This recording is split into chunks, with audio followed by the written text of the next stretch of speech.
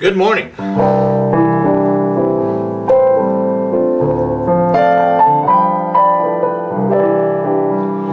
My name is Dwayne, and I'm generally known as the headless piano teacher.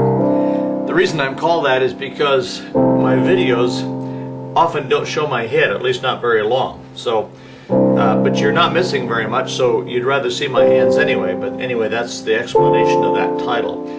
I operate a site called playpiano.com, and we teach piano in all its aspects, from chording to improvisation and everything in between. Today we're going to look at all the chords and what to do with them. Now there's many chords, as you know. We're going to take them methodically, starting at square one and going through very advanced chords.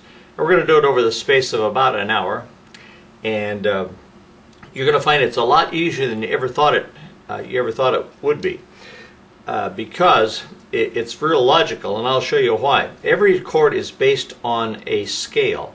A scale comes from the Latin word la scala, which means ladder. So we have a ladder of notes here that runs from one root note up to another note that's an octave, octopus, 8 notes higher. When I say a root note, I mean if we're in the key of C, this is our root note C. And the key is based on this scale, la scala, the ladder of notes that runs from C to C. If we're in the key of B, then B is the root note, and the next B is the octave note, octavo, octopus, 8. And it's based on the scale of B, which goes like that. Now you'll notice in the scale of C, there was no black keys, but in the scale of B there was all 5 black keys. Why is that? Well, that's what I'm going to teach you, and that's once you understand that, then it's real easy to form chords. Every major scale is made out of a root of that scale, the 3rd note of the scale, and the 5th note of the scale. And that's it. Root, 3rd, and 5th. Now that's easy to see in the key of C because the scale are all white keys, right? So it's just 1, 3, 5. Okay, that's the C major chord for the key of C. Okay, but in any other key, it's not quite as obvious, although it's easy to figure out because of this formula. Let's go down to B. The formula for well, let me go back to C first. The formula for a major scale is to go up a whole step. See, that's a half step. We don't want to go up a half step. We want to go up a whole step. A whole step is where you skip a key, and then another whole step, and then a half step, and then a whole step, and then a whole step, and then a whole step, and then a half step. Okay, so the formula is whole, whole, half, whole, whole, whole, half. Okay, memorize that. Whole, whole, half, whole, whole, whole, half. In other words, 2 wholes and a half, 3 wholes and a half make a major scale. Now let's come down to B and see how that works. What's a whole step above B? Well, it's not C because it's right next door, right? You got to skip a key, so the 2nd note of the B scale is not C, it's C sharp. When you go up from a white key to a black key, it's called a sharp. Actually, when you raise any kind of note, it's called a sharp. If I went up a half step from E, I'd have to call that E sharp if I was in that key. Okay, so a whole step above B is C sharp, and then we go up another whole step, which is D sharp, and then up a half step, which is E, and then a whole, half. Now you get that? It was just like the C scale. Whole, half, whole, half. Same way here. Whole, half, whole, half. Got that? So the scale of B goes like this. If I came down, it would be the same thing. Now, generally speaking, this is, of course, is not about fingering, but generally speaking, that since we have only 5 fingers and 8 notes to cover, 3 plus 5 make 8. So we use 3 fingers first, and then we pass our thumb under our 3rd finger, and that gives you enough fingers to get up to the 8th note, the octave note. Same way coming down. 5, 4, 3, 2, 1. When we run out of fingers, then we cross our 3rd finger over. 3, 2, 1. And there's some exceptions to that, but not many, and we won't get into that. Okay, but notice the key of B has all the black keys. The key of C had no black keys, did it? But the key of B has all 5 of them. So that makes it a little easier to remember that right then, doesn't it? It only has 2 white keys, B and E. B and E, B and E, B and E, right? So with that in mind, let's figure out the B flat scale. We start on B flat naturally, and we know we're going to go up to the next B flat, an octave higher. In our ladder, our scale, which comes from the word la scala, meaning the ladder. So if we go up a whole step from B flat, where is that? Is that B? No. Whole step is C. Whole step above that is D.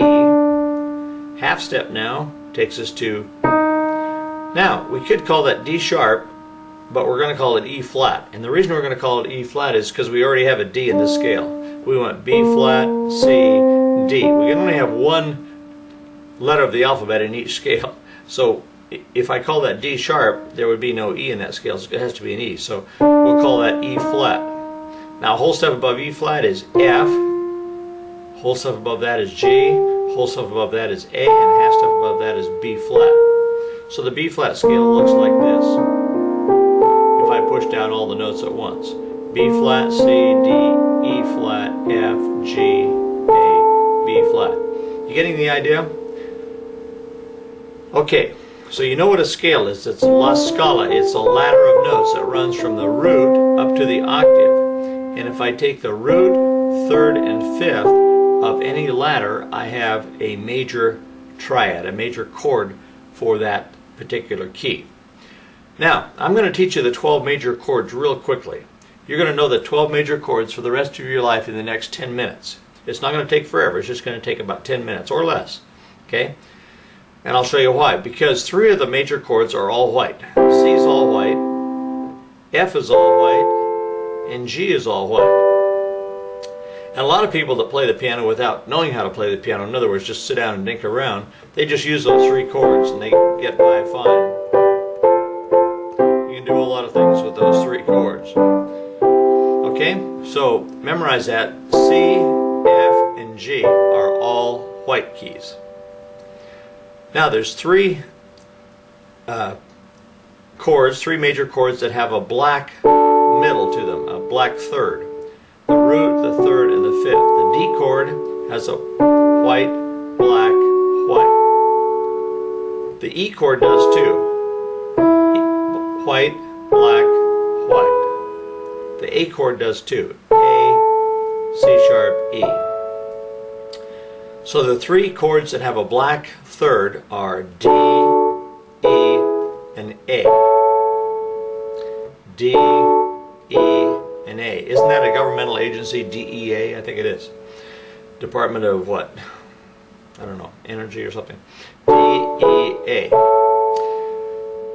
Okay, so right now you know half the major chords. Already, you know half the major chords that there are. There's only 12, and you know 3 of them. Yeah, I mean, you know 6 of them. You know the 3 that are all white, C, F, and G. And you know D, E, and A. So you know 50% of all the major chords that there are. Now the next 3 are real easy too, because they also are D, E, and A, just like D, E, and A, with the black third, D, E, and A. But these are D flat, E flat, and A flat. And they're just opposite from the ones we talked about. They don't have a black note in the middle. They have a white key in the middle with black on the outside. They're like an Oreo cookies. Picture this as an Oreo cookie. Black on the outside, white on the inside. D flat is an Oreo cookie. E flat is an Oreo cookie. And A flat is an Oreo cookie. Now, you already know 3/4 of the major chords. Okay? What were the 3 that were all white? C, F, and G. Which 3 had the black third, the government agency? D, E, A. The next 3 were also D, E, and A, but D flat, E flat, and A flat. Once again, the 3 that are all white are C, G. The three that have a black third are D, E, and A. The three are like Oreo cookies are D flat, E flat, and A flat. Now you know 3/4 of all the major chords. So let's take the next one, which is G flat. It's all black. That's the only major chord that's all black. G flat. We could also call this chord F sharp, but I'll talk about those later. Those are called inharmonic chords, meaning they look different on paper, but they sound the same to the ear. Now we only have two more chords, and they're both B's. B and B flat. The B major chord is B, D sharp, and F sharp. In other words, white, black, black. And the B flat major chord is black, white, white. White, black, black, black, white, white, white, black, black, black. Okay? So which chords were all white? C, F, and G. Which chords had a black third? D, E, and A. Which chords are like Oreo cookies? D flat, E flat, A flat. Which chord was all black? G flat. And then there was two left over. What were they? B and B flat. Both of them B's. Okay? So use those memory joggers. D, E, A. That's the chords that are black on the inside. Then D flat, E flat, A flat are the Oreo cookies. Then the one that's all black is G flat. And then the two oddballs, the two ones that are left over, are B and B flat. So let me play all those 12 major chords now, okay? C, F, G, D, E, A, D flat, E flat, A flat, G flat, B, and B flat. Now you'll notice that the fingers I used are generally 1, 3, and 5. Our finger numbers are named from our thumb outwards, 1, 3, and 5. Now there's some reasons to not use those sometimes, but if you're just starting out, use 1, 3, and 5. That'll serve you well. And keep your hand kind of curved like mine is. I call it parachute position. Like if you bail out of a plane, you come in a parachute and land on the keys like that. Don't play with flat keys. You can't play. Can't do anything. It slows you way down. So keep your fingers curved. Okay, that's the reason for that. It's not a rule. It's not a rule that some harsh old piano teacher made up. It's a good logical reason because it fits your hand. Okay. Now you notice I just play these with my right hand, but chords can be played with the left hand as well, and often are, probably more often than in the right hand. So I can take the same chord, C, E, G, and play it down here, C, E, G, right? So let me play the 12 major chords with my left hand now. C, F, G, D, E, A, D flat, E flat, A flat, G flat, B, B flat. I'll play them hands together now. C, F, G, D, E, A, D flat, E flat, A flat, G flat, B, B flat. Now once you know the chords, like if you've already learned the C major chord and you know you can play it in the right hand or the left hand, actually any place on the keyboard is okay. That's the C chord down there too. That's the C chord down up there as well. That's the C chord. Okay, anywhere on the keyboard, there's about 7 octaves you can play on the keyboard. 88 keys, about 7 octaves, and you can play them all over the place. This is no C chord than that was. It's all the C chord. Also, you can turn chords upside down. If I turn that C chord upside down, I stood it on its head, like if I took the C off the bottom and put it on top, it would still be the C chord. It wouldn't be the E chord or the G chord, it'd still be the C chord. Just like if I took you by the heels and held you upside down, you wouldn't be, if your name is Jerry, it wouldn't turn into Sam. You'd still be Jerry, you'd just be Jerry upside down. This is the C chord upside down. when we turn a chord upside down, it's called an inversion. It's inverted. Let me turn it upside down again by taking the bottom note off, take the note off the bottom and put it on top. An octave higher, in other words.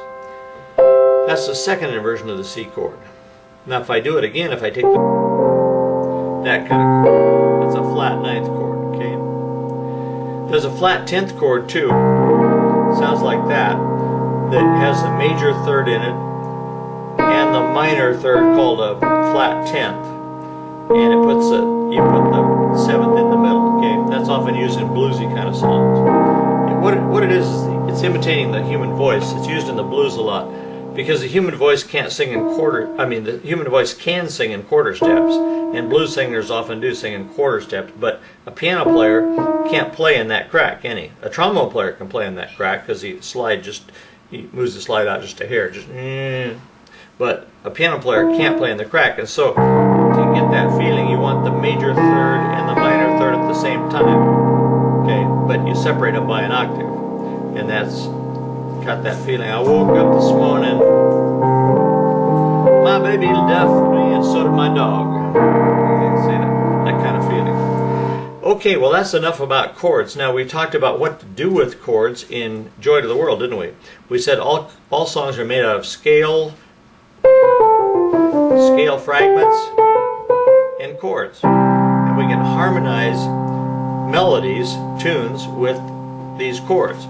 And there's 3 chords that are used more than any others that are called the primary chords: 1, 4, and 5. But of course we use other chords to harmonize. We use 2 and 3 and 6 and 7 and even flat 2s and so on, okay? And we can get as advanced as we want. But let me just illustrate a couple easy songs. Let's say we're playing Kumbaya.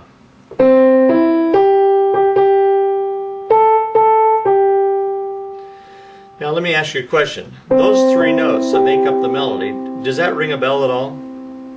Sure, that's just the C chord, isn't it? So melodies are made out of broken chords, aren't they? And so you would know automatically how to harmonize that melody, wouldn't you? I mean, you wouldn't harmonize it using the G flat chord or the D chord, would you? No, you'd harmonize it using those 3 notes, C, E, and G, which is the C chord. Now the next note is A, and we said that there's 3 chords that are more used than any other chords in a key: 1, 4, and 5. Which of those chords has A in it? Does C have A in it? No. Does G have A in it? No. Does F have A in it? Yeah. So you harmonize the A with the F chord, right? This is as easy as pie, right? Maybe easier than eating pie, okay? Because there's no consequence. You don't get fat from this, okay?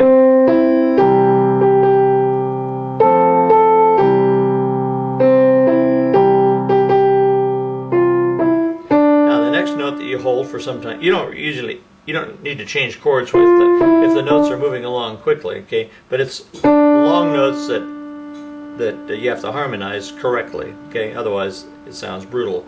Would you play the C chord with the D? Probably not. Would you play the F chord with the D? Probably not, since D is part of the G chord, okay? So let's go back to Kumbaya. Harmonize with F, back to C.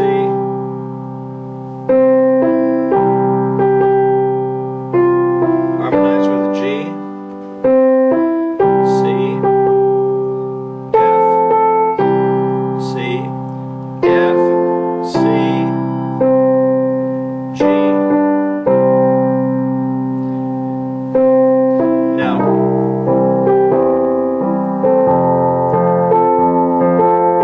with just a little chord